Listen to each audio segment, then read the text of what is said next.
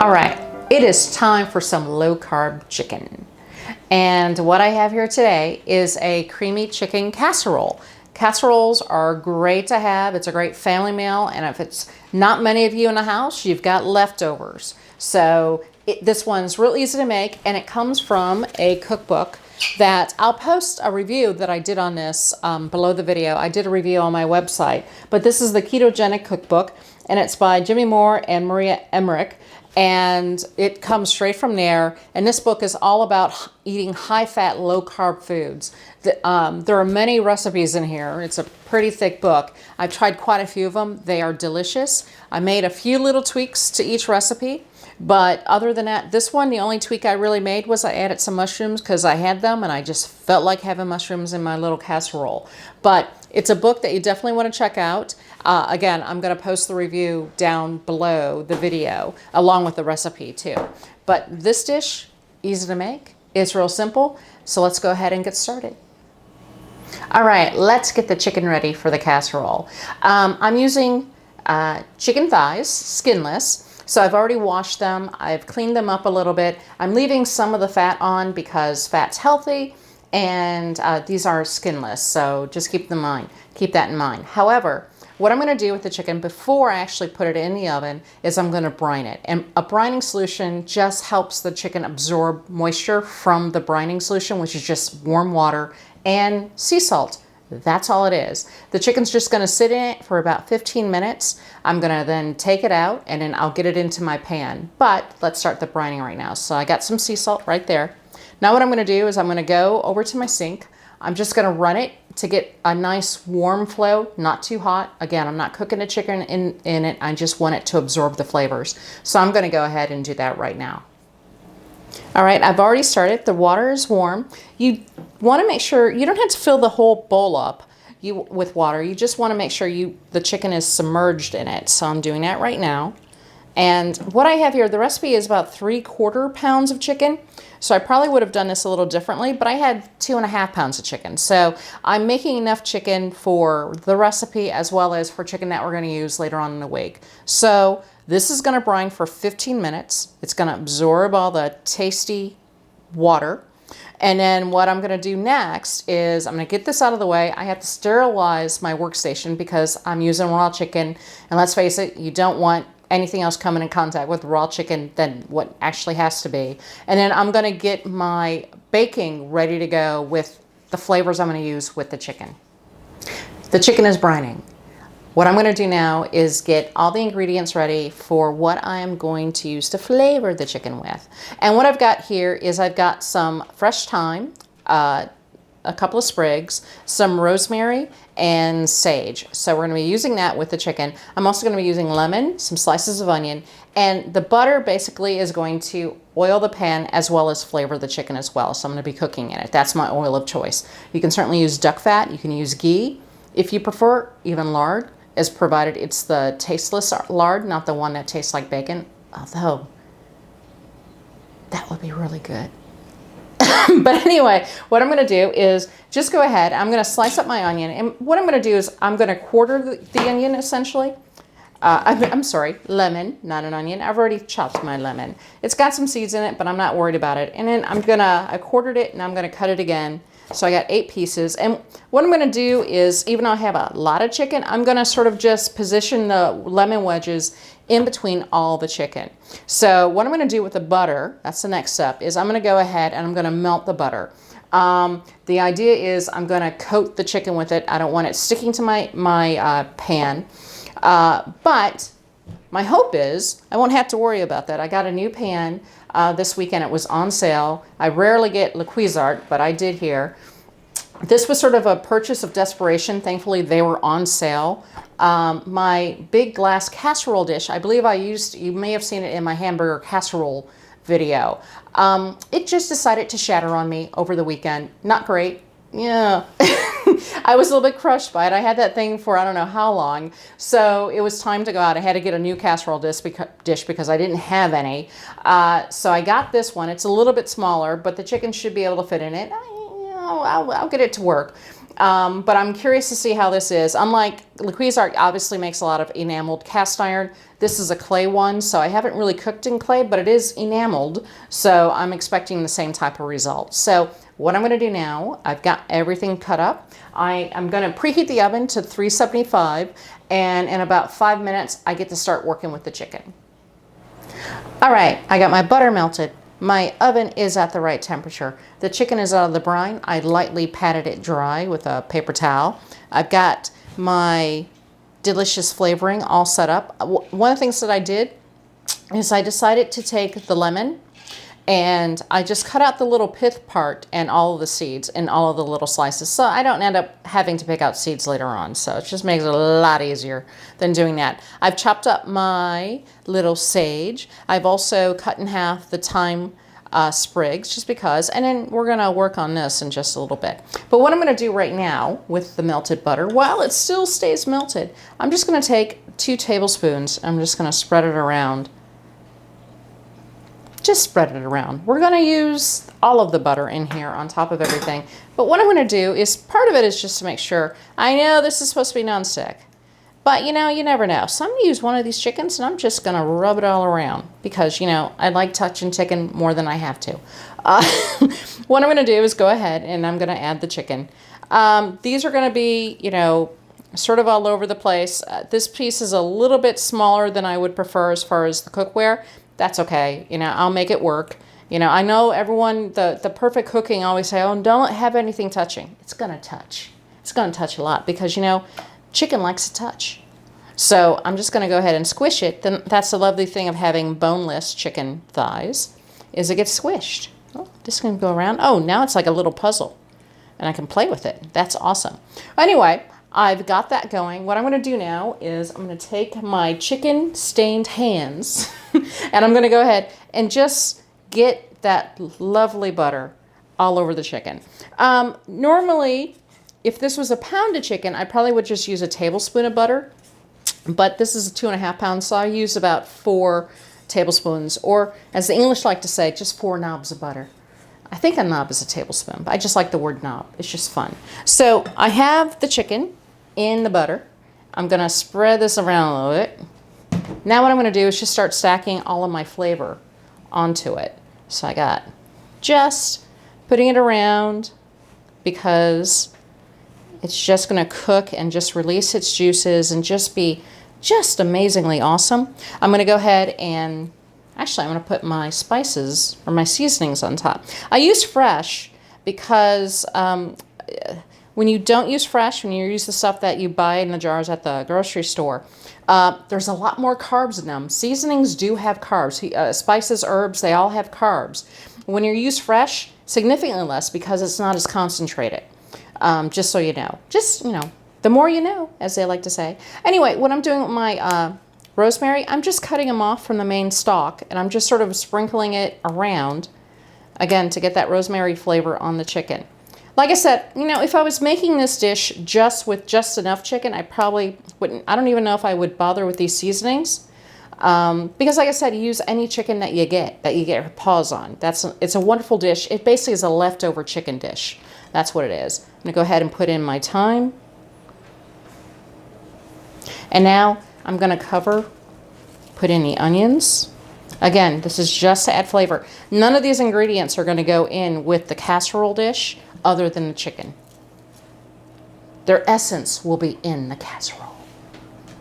And that's a lovely thought when you think about it. Anyway, it's all set. It looks tasty. Well, other than the raw chicken. But it does smell good. The herbs really are very fresh, which is great. Which is, if you're going to use herbs, fresh is the best kind to use. I'm going to go ahead and put this in the oven. It's going to go in the oven for about 30 minutes or so.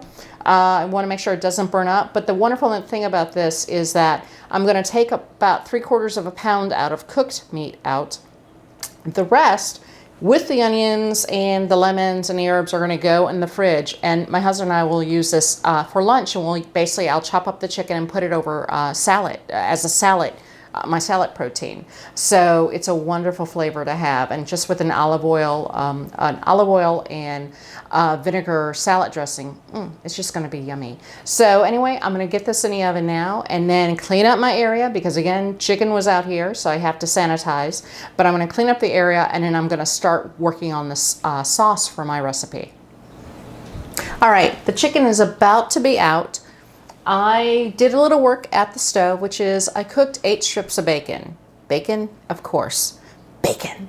But I'm going to use the pot that the bacon was cooked in, and I'll show you that in just a moment. But first, I'm going to go ahead and start on the actual sauce, or the cream sauce. I have here some mayonnaise. As you know, I like to use mayonnaise with olive oil rather than straightforward mayonnaise, because, you know, it has a lot of additives to it, as well as a whole mess of like just not good foods. I won't go into it. So anyway, I got mayonnaise. I have some chicken bone broth, and I'm actually getting ready to run out of this. So at some point, I'm going to do something that actually shows the bone broth, how I make it. So I got that. I have a bunch of herbs here. I got chives, dill, parsley, garlic powder, and onion powder as well. So I'm going to go ahead and just flip that all in here. Whoop. Get all of that out of there. Okay, and then just salt and pepper. I'm actually just going to do pinches of it, and I'll taste it as I go. And then you're just going to go ahead and just mix this really, really well. You want to really break up the mayo. But this is the sauce that the dish is going to be cooked in. All right, so I have my sauce all stirred up. So what I'm going to do now, I'm going to put the sauce aside. I'm going to go ahead and get these little dishes out of the way. And then I've got my dry ingredients that are going to go into it. I've got a medium zucchini all chopped up. I have 1 plum or Roma tomato all diced up. I have half an avocado diced up. And what I'm doing a little differently with this recipe is I'm adding in just a few chopped up, coarsely chopped button mushrooms. So I got those, and I'm going to put these to the side just so you can see that. But I need 2 ounces of cheese. Now the recipe calls for the cheese to be cubed. I'm going to go ahead and shred it rather than cube it. So I got my little bowl on top of my scale, and I'm just going to go ahead and just start shredding it. There we go. I got my 2 ounces there. I got a little bit more in there that I'll go ahead and take out. But I got my cheese, but what I'm going to do right now is I'm going to go to the oven, take out the chicken, and then start cooking some of my dry ingredients in the rendered fat from the bacon. All right, my chicken is done. Oh, it smells really good. The herbs just smell, and the onion, and I can smell lemon too. So the chicken's done. I'm going to let that cool because I got to chop up a chunk of it. What I've got over here, though, it looks like a dirty old pot. It isn't. That is rendered bacon, fat. I'm just doing this because I wanted those brown bits up. And I'm going to be cooking both the zucchini. I said cucumber. No, zucchini. No cucumber in this dish. But the cucumber and also the mushrooms in this. I'm going to saute them and soften them. And then they're going to go into the sauce. As you can see over here, all my bacon that I've already cooked. Yummy. And I have to make sure the cameraman does not steal any. So I'm going to go ahead. And you can hear the sizzle. That's squash going in. Ooh. Mood lighting. And then we're going to go ahead. I'm going to add the mushrooms too. I'm adding them a little bit early, but that's okay. And I'm just going to basically saute. Whoops. I almost made a mistake of grabbing a pot when it's warm and hot. Never do that.